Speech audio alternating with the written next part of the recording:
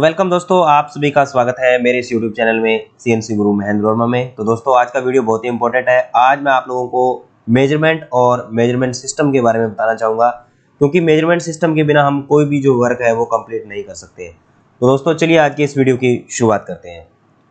तो दोस्तों आज का जो हमारा कंटेंट है, इसमें आज हम लोग पढ़ेंगे what is measurement, types of measurement system and unit of conversion, कि एक यूनिट को हम लोग दूसरी यूनिट में कैसे कन्वर्ट करते हैं। तो आगे बढ़ेंगे। तो सबसे पहले दोस्तों आज हम लोग पढ़ लेते हैं व्हाट इज मेजरमेंट, कि मेजरमेंट क्या होता है। तो मेजरमेंट का जो डेफिनेशन है वो है, measurement is the determination of the size of a component और job is a standard unit. कहने का मतलब है कि किसी स्टैंडर्ड यूनिट के अंदर किसी भी कंपोनेंट या फिर कोई भी हमारा जो ऑब्जेक्ट है उसका सही साइज प्राप्त करना, उसे हम लोग जो है वो मेजरमेंट सिस्टम कहते हैं। फॉर एग्जांपल के अंदर हम लोग जो है वो किस प्रकार से मेजरमेंट ले सकते हैं, जैसे कि लीनियर मेजरमेंट ले सकते हैं। लीनियर मेजरमेंट में हम लोग कोई प्लॉट है उसका लेंथ नाप सकते हैं, कोई जॉब का डायमीटर नाप सकते हैं, उसकी हाइट नाप सकते हैं, थिकनेस नाप सकते हैं। तो इस प्रकार से जो है वो हम लोग एक्सटर्नल और इंटरनल दोनों प्रकार की जो है वो हम लोग निकाल सकते हैं। ठीक है। When the result quantity, length, time, etc. of a number taken measured, the same number is expressed in the predetermined result। तो ये हम लोग जो है वो आराम से जो है वो निकाल सकते हैं। This fixed predetermined result is called unit। तो यूनिट को एक दूसरे के अंदर हम लोग कैसे कन्वर्ट करते हैं, कौन सा यूनिट क्या काम करता है, हम लोग इसके अंदर पढ़ने वाले हैं। सबसे पहले हम लोग जानते हैं यहाँ पर कि टाइप्स ऑफ मेजरमेंट सिस्टम, कि मेजरमेंट सिस्टम जो होता है वो क्या होता है। तो unit are used to measure physical quantities such as metre, centimetre और feet to measure distance, and kilogram, gram, pound etc are used to weight mass. Similarly different units are used for the different okay. तो हम लोग जो है वो जानेंगे आज कि जैसे हमारा लीनियर मेजरमेंट होता है, मीटर, सेंटीमीटर, ठीक है, तो हम लोग कैसे निकालते हैं, और हमारा वेट जो होता है वो हम लोग कैसे निकालते हैं, समय को हम लोग कैसे निकालते हैं। तो इसके अंदर देखो हम लोग जो है वो सबसे पहले ब्रिटिश सिस्टम की बात करेंगे। यहाँ पे ब्रिटिश सिस्टम है, तो ब्रिटिश सिस्टम जो है वो FPS सिस्टम कहलाता है आपका। तो this is called of the foot pound second method in which length is measure in feet. तो जो आपका FPS सिस्टम होता है उसमें लेंथ को हम लोग फीट में नापते हैं और वेट को हम लोग जो है वो पाउंड में नापते हैं। And time in the second, तो सेकेंड में जो है वो टाइम को मापा जाता है। उसके बाद में बात करेंगे metric system. Metric system it is called metres, kilograms and second. तो ये आपका MK सिस्टम होता है। It's measure the length in metre, the weight in the kilogram and the time in second. ये आपका जो है वो मीट्रिक सिस्टम होता है। ठीक है।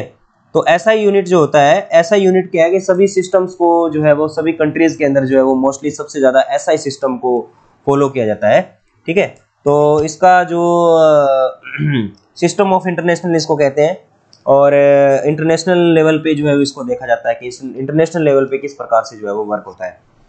तो अब हम लोग आगे जानेंगे in the SI system of measurement.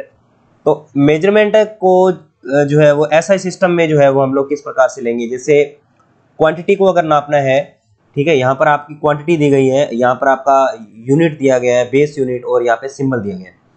तो अगर आप लेंथ को नापेंगे SI सिस्टम के अंदर, तो लेंथ को हम लोग जो है वो मीटर में नापेंगे। यहाँ पे मीटर में नाप सकते हैं, इसका सिंबल M होगा। मास यानी कि कोई भी वेट होता है उसको हम लोग नापेंगे किलोग्राम के अंदर, kg होगा। टाइम को नापा जाएगा सेकंड के अंदर, और इलेक्ट्रिक करंट को एम्पियर में, टेम्परेचर को केल्विन में, ठीक है, और लाइट इंटेंसिटी को नापा जाएगा कैंडेला में, और अमाउंट ऑफ सब्सटेंस को नापा जाएगा मोल के अंदर। तो ये SI सिस्टम के अंदर हम लोग इस प्रकार से जो है वो नाप सकते हैं। तो आगे हम लोग बात करेंगे कि यूनिट ऑफ कन्वर्जन, कि एक यूनिट को अगर हम लोग दूसरी यूनिट के अंदर कन्वर्ट करते हैं तो उसको हम लोग जो है वो यूनिट ऑफ कन्वर्टन कहते हैं, या फिर यूनिट ऑफ कन्वर्जन कहते हैं। ठीक है। तो यूनिट ऑफ जो कन्वर्जन है वो क्या होता है। सबसे पहले तो देखो हम लोग बात करेंगे यहाँ पर फीट से बात करते हैं कि 1 फीट जो होता है हमारा, उसके अंदर इंच होते हैं हमारे 12 इंच। 1 फीट में कितने इंच होंगे? 12। तो 1 फीट के अंदर हमारे 12 इंच होंगे और हमारा जो है वो 1 इंच जो होता है, 1 इंच के अंदर 25.4 mm होता है। 1 इंच में 25.4 mm होगा और 1 इंच के अंदर 2.54 सेंटीमीटर होता है। 2.54 सेंटीमीटर होता है और 1 इंच के अंदर हमारा 8 सूत होता है। सूतों में भी लोग काम करते हैं, तो 8 सूत होते हैं 1 इंच में। 1 किलोमीटर के अंदर हमारे 1000 मीटर होते हैं और 1 मीटर के अंदर हमारे 100 सेंटीमीटर होते हैं और 1 मीटर में जो है हमारे 1000 mm होते हैं, ठीक है। और उसके बाद में 1 सेंटीमीटर में हमारे 10 mm मतलब मिलीमीटर होते हैं। तो ये चीज़ आपको याद रखनी पड़ेगी, क्योंकि ये चीज़ आपको कहीं भी कन्वर्जन आपको करना है, कन्वर्जन करना है, तो वहाँ पर आपको जो है वो काम आ सकती है।